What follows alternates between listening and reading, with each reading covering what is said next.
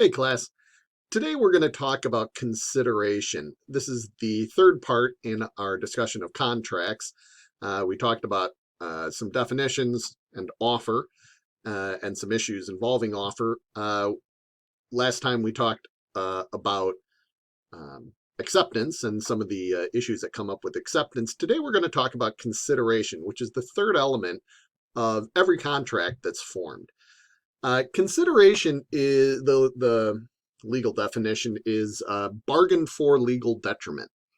Okay, basically the promisor is asking for something, which is the legal detriment, in return for a promise from the promisee. The promisee or the promisee is suffering some legal detriment. A promise to perform, a promise to forbear, which means not doing something that the promisee is legally entitled to do. And this consideration has to flow both ways. Consideration has to be mutual for a valid contract to be formed. Both sides need to be getting something out of this contract. So, for example, I want my lawn mowed. Okay, I want my lawn mowed, and I'm willing to pay $50 to get my lawn mowed. It's a big lawn. So I'm asking for the promisee to do something for me, mow my lawn, and in exchange, I'm going to give them $50. They are promising to perform. They're going to give me their labor for a couple hours to mow my lawn, and in exchange, I'm giving them legal tender. Each of us is giving something, thus consideration between the two sides. One is labor, and the other is money. That would form the basis of a valid contract. Now, there's plenty of forms of consideration.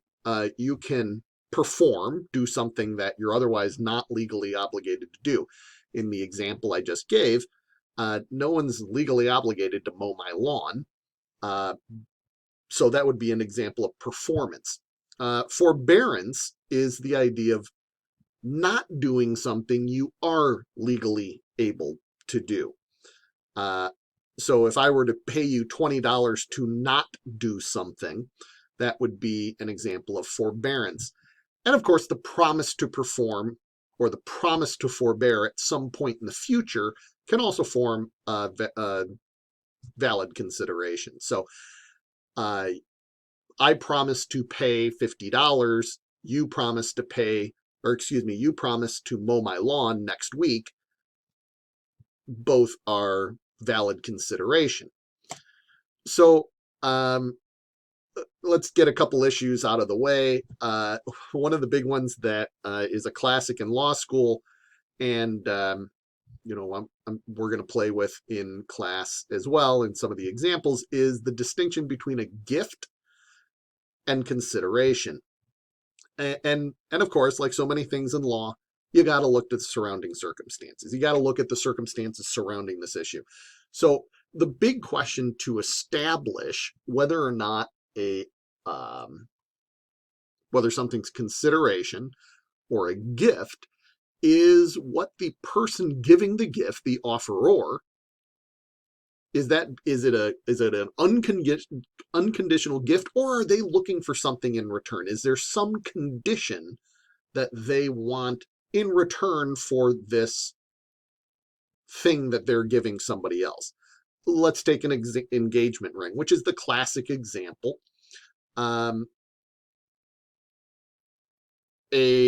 Two people that like each other very much exchange rings. The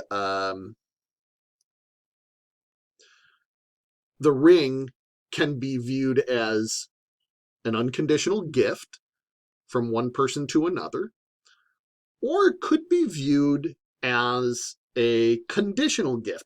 I am giving you this ring and you can keep it forever on the condition that you marry me. Well, then that's not so much a gift as much as a basis of consideration. Now, I should tell you that in America, the states have pretty much precluded this. They've sorted through by statute The vast majority of states view an engagement ring as a conditional matter. It's consideration. It's consideration for the contract, and you can return the ring if an engagement gets broken off. You can sue for the return of the ring. In Montana, that's the only state I could find that views an engagement ring as an unconditional gift. So if you move to Montana and you give somebody a ring, you're not getting it back under state statute. But that's another matter for another time. There is no such thing as inadequate consideration. Okay. Consideration can't be inadequate as long as it is. It's not the value of the things being exchanged. Can you make a bad bargain? Yes, you can make a bad bargain. You can overpay for something. You can give something away for not sufficient value. It doesn't matter. It is still legal. It's still legal consideration. You can't invalidate a contract based on the inadequacy of the consideration. That is a trap question, and should you see it in one of the examples or one of the worksheets that we subsequently work on in class, it's a trap question. Remember this. I am telling you now. I am trying to trick you. There is no such thing as inadequate consideration. Now, can past consideration satisfy a current contract? And again, the answer is no. You cannot take into account as consideration for a current contract stuff that happened in the past. Now,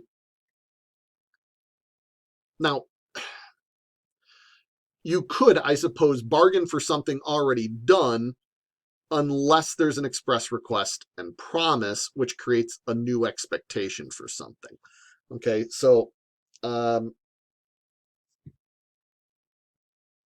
if you do something, so for example, I'm in the water, I need to be rescued. If you rescue me now, I will pay you in the future. Is that consideration? Think about it. We'll end up talking about this point in class, I'm sure. Understand that in most cases, some past performance cannot form the basis of a current contract. Okay, so if a task has already been accomplished, it's already been completed, you can't use that to form the basis of a current contract unless someone expressly asked you to do that thing in the past and then said, once it's completed, I will pay you, I will do whatever. Okay. What other issues are there? Pre-existing contractual terms. So now we're kind of flipping that around. If you have a pre-existing contract, can that become the basis of consideration for a new contract? And the answer again is no. Okay, you have to have new legal detriment for new performance. Okay, or something's happened which makes it impossible to complete the contract, then you might excuse the performance. So for example, I ask you to build me a fence around my property for $250. Okay. And so we agree that next week you're going to build a fence for $250. And I'm going to pay you $250. And then it occurs between now, when we make that agreement, and next week, when you're supposed to do the work, that there is a shortage of wood, of cut planks, and the cost to do this job doubles on your end. Okay, so I'm going to pay you $250 flat rate. You thought that materials would cost about $100. It's a small fence. And now with the doubling of the cost of materials, it's going to cost you $200 to do that, and you don't want to do the work anymore. Okay. So I suppose you could come back and say, hey, I'm not going to do the work. I would sue you for, breach of contract. Or you could come back and say, hey, I need more money to pay for this, or you need to pay me more money. I need $350. But then I'd need additional performance as well from you. The new legal detriment from you. Okay. So the underlying contract would need to be expanded upon. Okay. That's the new legal detriment. The concept of illusory promise is not consideration. It's kind of common sense. Remember, don't forget about common sense. An illusory promise is not consideration. Okay. An illusion of a promise is not consideration.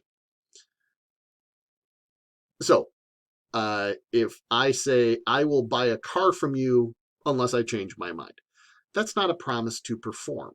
Okay, that is really nothing. That's an illusory promise. I'm not promising to do anything for you. That can't be consideration for a valid contract. But if I said I will buy a car from you unless I give you notice within 48 hours that I have changed my mind. Well, that means I have 2 days to decide whether or not I am going to rescind or back out of this contract. Okay, well, that's bargain for legal detriment. I am committing myself to buying a car unless within 2 days I back out of the decision. That can form the basis of a legal contract. Okay. I notice my computer's really laggy right now, so I apologize. That is one of the vagaries of videos. The last issue we're going to talk a little bit about is this idea of promissory estoppel. It's a fancy way of saying detrimental reliance, which is a fancy way of saying somebody relies on a promise made to their detriment. And in some cases, from an equitable standpoint, the courts will enforce the contract if the promisor reneges on the deal and the promisee takes steps that are detrimental or harmful to their own interest, that promisee's interest, in reliance on the promise from the person, the promisor. This might come up when a person makes a promise to B, and in reliance on that promise, B acts to their subsequent detriment.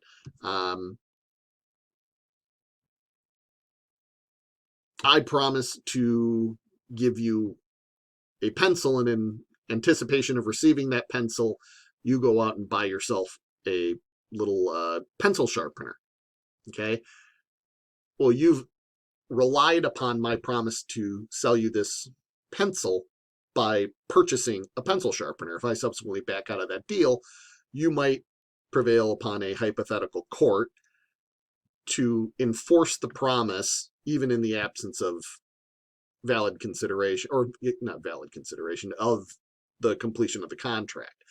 Okay. The two factors the courts look at was the promise reasonably relied upon, and then is the resulting reliance an actual detriment. So if an employer orally promises to pay an employee $1 million when the employee retires, and in reliance on that promise, the employee doesn't save for retirement, at the point when B retires, if A doesn't pay, what result might occur? Okay. That's a potential promissory estoppel matter. I want you to think about that, and then we'll talk about it in class. Thanks much. Have a wonderful rest of your day.